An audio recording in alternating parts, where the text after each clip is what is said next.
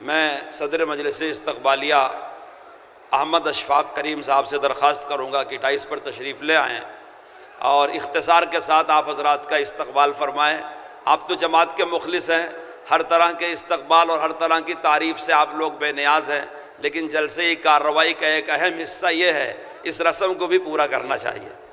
بسم اللہ الرحمن الرحیم، نحمدہ ونصلی علی رسولہ الکریم۔ آج کے اس تاریخ ساز جلسے کے صدر مفکر ملت امیر الہند حضرت مولانا ارشد مدنی صاحب دامت برکاتہم، جملہ علماء کرام، مہمانان اعظام اور معزز حاضرین جلسہ، السلام علیکم ورحمۃ اللہ وبرکاتہ۔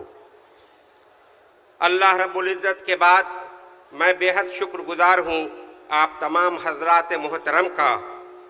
آپ نے وطن عزیز اور اپنی زبوں حال ملت کی حفاظت کے لیے جمعیت العلماء ہند کی آواز پر لبیک کہا اور پھر ملی اجتماعیت کا ثبوت پیش کیا، جس کے لیے آپ بہت بہت مبارکباد ہیں۔ جمعیت علماء ہند دین اسلام اور ملت کی حفاظت کے لیے ملک میں ایک بڑا ہی مقتدر اور مستعد نام ہے، جس کی تاریخ بہت روشن اور جس کا ماضی بہت تابناک ہے، اور جو اپنے حال کے دنوں میں بھی بے لوث اور گراں قدر خدمات انجام دے رہی ہے۔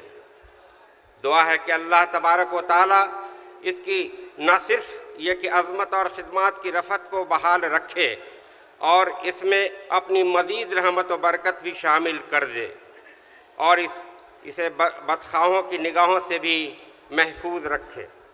حضرات محترم، ہندوستان میں بہت ملی تنظیمیں ہیں جو اپنے طور پر دینی اور علمی سماجی خدمت انجام دے رہی ہیں۔ سبھی کا اپنا اپنا دائرہ کار ہے، اور سارے ادارے اللہ کے فضل اور عوامی تعاون سے ملک کی تعمیر و ترقی اور اس کو سجانے اور سنوارنے کا کام انجام دے رہے ہیں۔ انہی اداروں میں ایک بڑا ہی محترم اور بڑا مقبول و معروف نام جمعیت العلماء ہند کا ہے، جس نے آزادی سے پہلے اور آزادی کے بعد سے آج تک ملک و ملت کے ہر نازک معاملے پر محبانہ نگاہ رکھی ہے اور آگے بڑھ کر اپنے حصے کی خدمت اور قربانیاں پیش کی ہیں۔ مجھے بے حد مسرت ہے کہ آج میں ہزاروں کے اس مجمع میں جمعیت علماء ہند کے بینر تلے ایک اہم ترین موضوع پر آپ تمام حضرات کے ساتھ آواز سے آواز ملا رہا ہوں، اور میری خوشی اس بات سے دوبالا ہو جاتی ہے کہ اللہ تبارک و تعالیٰ نے بہار کے عوام کو یہ موقع دیا کہ شہر پٹنہ میں اتنے اہم موضوع پر ہم اپنے اتحاد کا ثبوت پیش کر سکیں۔ علامہ اقبال نے اجتماعیت اور اتحاد کا یہ خوب پیغام دیا ہے۔ فرد نام ربط ملت سے ہے تنہا کچھ نہیں، موج دریا میں ہے اور بیرون دریا کچھ نہیں۔ ہمارے لیے یہ بات بڑے فخر و انبساط کی ہے کہ ہمارے درمیان امیر الہند مفکر ملت حضرت مولانا ارشد مدنی صاحب دامت برکاتہم تشریف فرما ہے۔ وہ پٹنہ کی سرزمین پر تشریف لا چکے ہیں، کچھ وقت میں انشاءاللہ یہاں ان کی موجودگی ہوگی جس سے ہم لوگ فیضیاب ہوں گے۔ میری خوشی اس بات سے دوبالا ہو جاتی ہے کہ اللہ نے بہار کو یہ موقع دیا کہ شہر پٹنہ میں اتنا موضوع پر اپنے اتحاد کا ثبوت پیش کر سکیں۔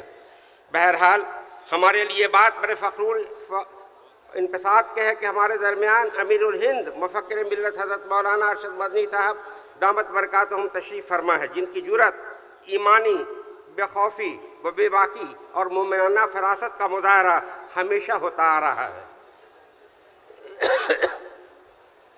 آئین جواں مردہ حق گوئی و بے باکی، اللہ کے شیروں کو آتی نہیں رباہی۔ بلا شبہ امیر الہند کے اس مومنانہ اور مثالی کردار سے قوم و ملت کو نئی زندگی اور بڑی قوت ملتی ہے۔ آج کے دن پھر یہ جمعیت علماء ہند بہار کی سرزمین پر مولانا محترم کی سرپرستی میں تاریخ رقم کرنے جا رہی ہے۔ ملک کا بچہ بچہ اس بات سے بخوبی واقف ہے کہ حضرت والا کا خانوادہ علم و عمل، روحانیت و خدمت اور عظمت و عظیمت کا مینارہ نور ہے۔ مجھ جیسے حقیری انسان کا اس پر کچھ کہنا سورج کو چراغ دکھانے کی مانند ہے۔ دعا ہے کہ اللہ تبارک و تعالی حضرت والا امیر الہند کی عمر کو دراز کرے اور قوم و ملت کو ان کی سرپرستی سے خوب فیض یاب کرے، آمین۔ حضرات محترم، تاریخ گواہ ہے کہ ہر زمانے میں مسلمانوں پر ظلم و ستم کے پہاڑ توڑے گئے ہیں۔